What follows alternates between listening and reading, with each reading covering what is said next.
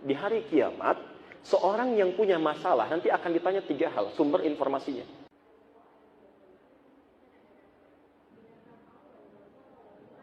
Ya.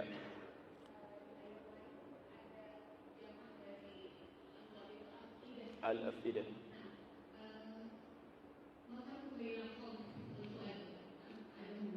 Baik.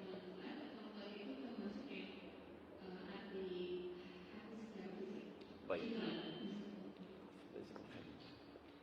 Bahkan nanti ada fuad, ada dhamir, ada latifah. Nah, itu berbeda. Ya. Saya khususkan ke fuad saja dulu. Tadi, takwa itu sumber kebaikan. Fujur, sumber keburukan. Nah, suara hati yang mengeluarkan ya, petunjuk dari takwa dan fujur, itu suara hatinya disebut dengan fuad. Ya, disebut dengan fuad.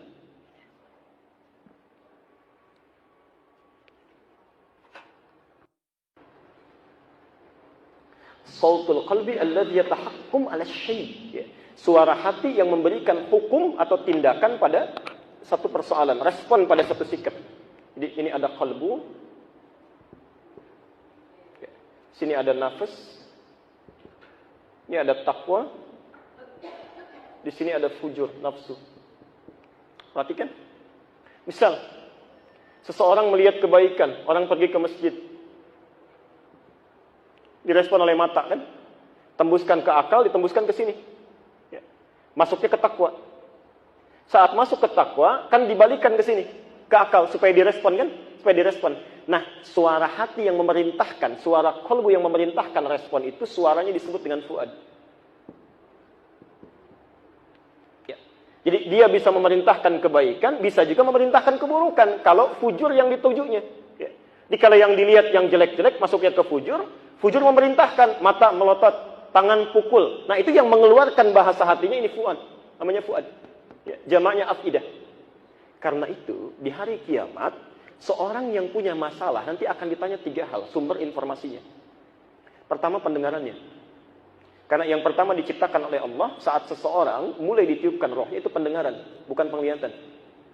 Jadi hati-hati Bu ya, Pak. Kalau sudah ditiupkan rohnya, itu bayi yang ada di dalam kandungan, janin yang ada dalam kandungan, itu sudah mendengar. Sudah mendengar. Ya. Wa ja'ala lakumus sam'a.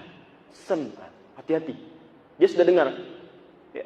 Karena itu nanti di Quran, ketika kandungan sudah berproses, bahkan semakin berat, ke fase persalinan, itu dianjurkan kedua orang tua, calon bapak, calon ibu, untuk memperbanyak doa.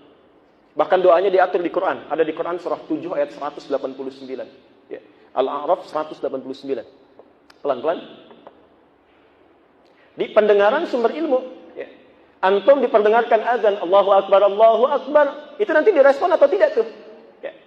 Kakinya respon nggak untuk cepat ke masjid? Tangannya siap-siap. Ya kan? Kemudian matanya melihat jadwal dan sebagainya. Ya. Lalu setelah itu matanya diperlihatkan. Sumber ilmu yang kedua mata, pandangan. Ini ada mushaf, masih bisa lihat. Ya. Masa sih ada anak usia 6 tahun, matanya buta, hafal Quran. Nggak bisa lihat, hafal Quran. Antum dikasih pandangan yang jelas sampai hari ini. Masya Allah. Usia panjang sampai 60 tahun.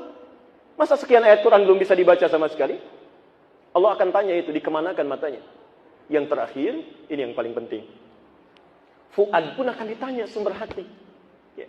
Jadi ketika ada misalnya adzan didengar, tiba-tiba ada orang yang olahraga misalnya, meninggalkan sholat. Padahal dia muslim, dia tahu. Ya.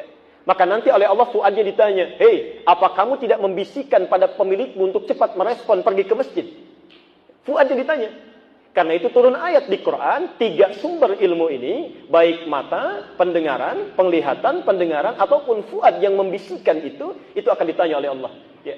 Turun ayat Quran surah ke-17 ayat 36. Innas sam'a, sungguh pendengaran itu, wal basara, penglihatan itu, wal fuada, dan suara hati itu, kullu ulaika kana anhu mas'ula. Semua itu akan ditanya, kenapa manusia bisa menyimpang dari Allah? Ya. Mata akan ditanya, hei, apa kamu tidak lihat saat orang ke masjid? Kamu lihat gak? Kata matanya lihat, tapi orang ini tidak mau respon. Hei telinga, apa kamu nggak dengar ketika azan dikumandangkan? Kata telinga, saya dengar, tapi orang ini nggak mau respon. Fuadnya akan ditanya, apa kamu tidak bisikan supaya dia berbelok sedikit ke masjid?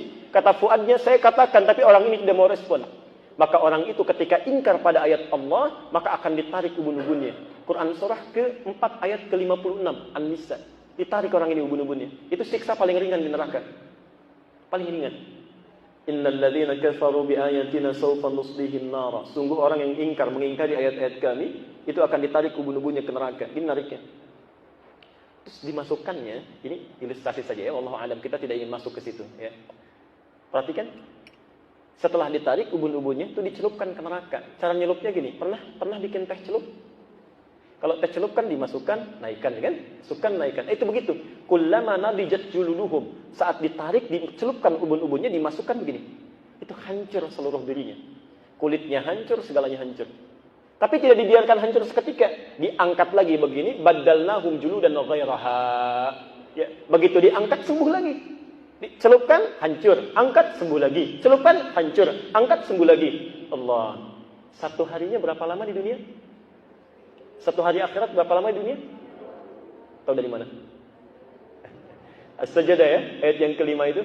Yudabbirul amra minas samai ilal ardi thumma ya'ruju ilaihi fi yawmin kana miqdaruhu alfa sanatin mimma ta'udun. Kata Allah, perbandingan akhirat dengan dunia itu satu harinya 1000 tahun dunia. Maaf, kalau ada yang dicelupkan di akhirat di neraka sehari saja, itu sama dengan 1000 tahun.